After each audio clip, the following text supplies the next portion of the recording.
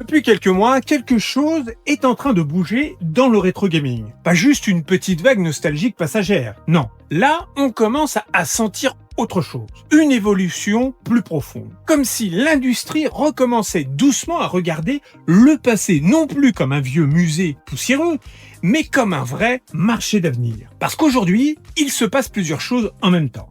Des projets FPGA de plus en plus ambitieux apparaissent. Des accessoires modernes reconnectent les consoles rétro à Internet.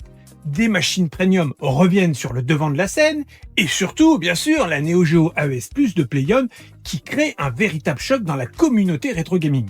Avec ses précommandes massives, des débats dans tous les sens, collectionneurs qui s'interrogent, joueurs fascinés, discussions autour du FPGA, du hardware fidèle, du RGB, bref, un véritable engouement. Et au milieu de tout ça, un autre nom recommence à circuler, de chez Sega, la Neptune, la fameuse Sega Neptune, la console fantôme de Sega, la machine annulée avant même sa sortie. Et là, beaucoup commencent à faire des liens, parce qu'au même moment, la GF1 Neptune de Gamecar apparaît. Le méga Wi-Fi modernise la Mega Drive et surtout Giotego lâche une phrase extrêmement intrigante dans une interview YouTube que vous avez sans doute tous vue.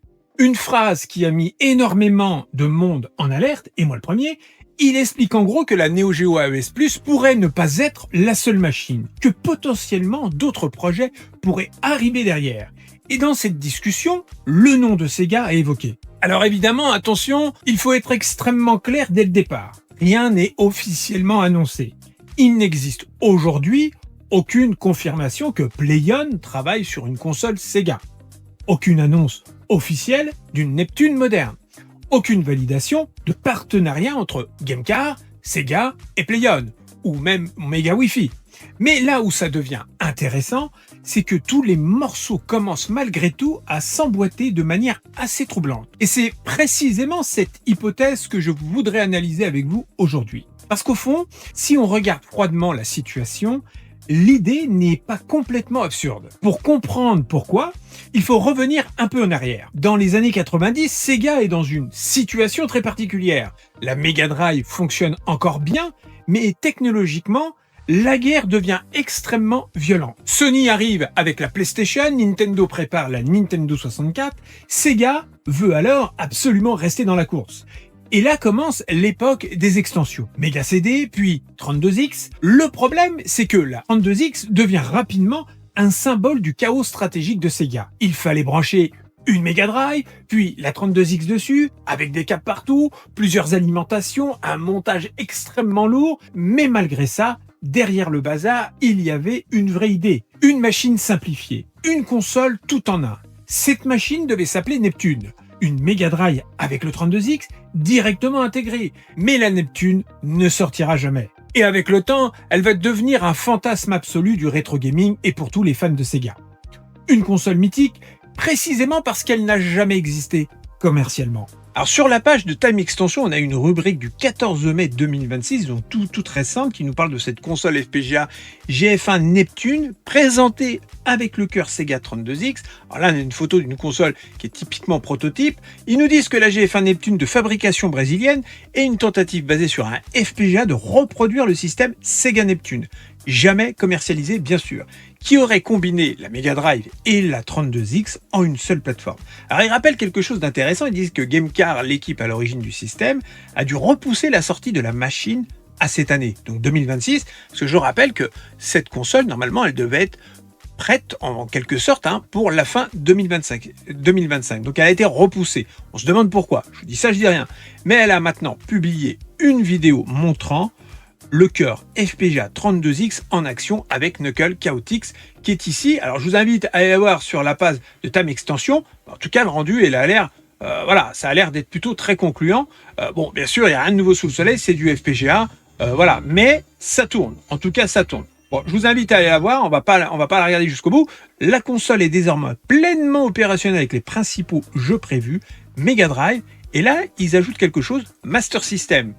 Master System, donc ça c'est peut-être un peu la nouveauté, donc la console pourra faire tourner des jeux Master System, ça c'est plutôt une bonne chose pour tous ceux qui sont fans de Master System, qui ont envie de faire tourner des jeux Master System bien sûr, et 32X bien évidemment. Particulière, alors il y a eu une version Doom qui a été aussi un petit peu fuité, ou même apparemment ce prototype version Doom siglé Sega a été retiré après parce qu'ils n'avaient pas la licence Sega. Hein. Mais encore une fois, c'est là où on se dit, il serait vraiment pas idiot de penser que Gamecar travaille avec PlayOn pour produire une console de qualité, voilà, quelque chose vraiment concluant. Moi, je vous dis encore une fois, évidemment, c'est des hypothèses que je vous lance, hein, mais ça tient la route, quoi. Si vous voulez, c'est très mûr comme marché, tout est très mûr pour faire quelque chose de voilà, de professionnel, de concluant, de commercialement viable. Voilà. Bon. Et aujourd'hui, en 2026, voilà qu'un projet FPGA vient ressusciter ce fantasme. La GF1 Neptune de Gamecar. Et honnêtement, ce timing est fascinant. Parce qu'au même moment, on voit aussi apparaître Mega Wi-Fi. Et ça, beaucoup de gens ne réalisent pas à quel point c'est important. Parce que Mega Wi-Fi change complètement la philosophie du rétro gaming. On ne parle plus juste de préserver le passé, on commence à moderniser le passé. Et ça, c'est très différent. Aujourd'hui, grâce à Mega Wi-Fi, si ce projet va jusqu'au bout, une Mega Drive peut accéder à des fonctions online. Il y a encore quelques années, ça aurait semblé complètement délirant. Alors toujours dans Time Extension, pareil, on a eu un article qui est tout récent, hein, qui est d'aujourd'hui d'ailleurs au moment où je tourne cette vidéo, donc du 18 mai, qui parle de ce méga Wi-Fi sur la Mega Drive. Donc ça, c'est quand même un projet vachement intéressant parce que imaginez, vous jouez sur votre Mega Drive du nom, hein, voilà, votre pure Mega Drive sur un CRT et vous pourrez jouer en online avec des poteaux directement. Ça, ça serait quand même assez dingue. Et encore une fois, je le redis, si vous voulez, tout ça est cohérent avec le marché du rétro gaming et cette évolution qui me paraîtrait, si vous voulez, la continuité d'une évolution du rétro gaming. Et je me dis, peut-être que même la ES Plus va finir par nous proposer ça par la suite, une sorte de quelque chose supplémentaire qu'on pourra acheter pour jouer en online avec des poteaux sur des coffres et tout. Imaginez un peu le truc. Moi, je pense très franchement que vu la technologie, et en plus, ils parlent de là que quand même, hein, ils utilisent des IA, hein, donc l'IA n'y est pas pour rien là-dedans, dans cette accélération de la technologie du rétro gaming. Donc, je vous invite encore une fois à aller voir sur la page de Time Extension qui nous parle de ce méga Wi-Fi. Alors, je rappelle aussi une chose, c'est que actuellement, il y a un Kickstarter qui est lancé justement pour ce projet. J'ai regardé, il n'y a pas grand-chose qui a été encore récolté, mais justement, ça me laisse penser que une boîte comme PlayOn qui viendrait avoir un petit peu ce travail-là, il se dirait « Ah, là, c'est très intéressant ». On aurait quelque chose vraiment à proposer de plus sur une Mega Drive éventuelle, hein, enfin pas une Mega Drive, une Neptune par exemple, ou même travailler avec cette boîte pour le faire sur la Neo Geo. Encore une fois, je le rappelle, ce sont des projections, ce sont des hypothèses que moi j'aimais, mais qui ont vraiment beaucoup de sens. Alors maintenant, imaginez une seconde que tous ces concepts soient réunis dans une seule machine. Une Neptune moderne officielle. Compatible Mega Drive, compatible 32X, potentiellement Sega CD via FPGA, compatible cartouche bien sûr originale. Sortie RGB parfaite, HDMI moderne, fonction online intégrée, mise à jour du firmware. Et là, tout de suite, on commence à comprendre pourquoi certains pensent que Sega pourrait redevenir extrêmement dangereux sur le marché rétro premium. Parce qu'aujourd'hui, le marché a changé. Les collectionneurs des années 90 ont grandi, ils ont du pouvoir d'achat, ils veulent des objets premium, ils veulent retrouver les sensations originales, mais sans les contraintes infernales des machines vieillissantes. Et surtout, la Neo Geo AES Plus est peut-être en train de prouver qu'il existe un vrai marché pour ça. Parce que l'AES Plus n'arrive pas comme une mini-console cheap vendue à la va-vite. Non, elle arrive comme une machine pensée pour les passionnés hardcore. Comme je vous le rappelle bien sûr, cartouche originale, RGB, respect du hardware, approche premium et surtout énorme buzz autour des précommandes. Et c'est précisément là que la déclaration de Jutego devient intéressante, parce qu'il ne parle pas d'un simple gadget nostalgique. Il parle d'une philosophie hardware, d'une nouvelle manière d'aborder le rétro gaming premium. Et si PlayOn voulait réellement étendre cette stratégie à d'autres marques historiques. Alors, Sega deviendrait probablement une cible logique selon moi. Pourquoi ? Parce que Sega possède une fanbase rétro gigantesque. Mega Drive, Saturn, Dreamcast, Arcade, 32X, Sega CD, l'attachement émotionnel est colossal. Et la Neptune possède quelque chose d'unique.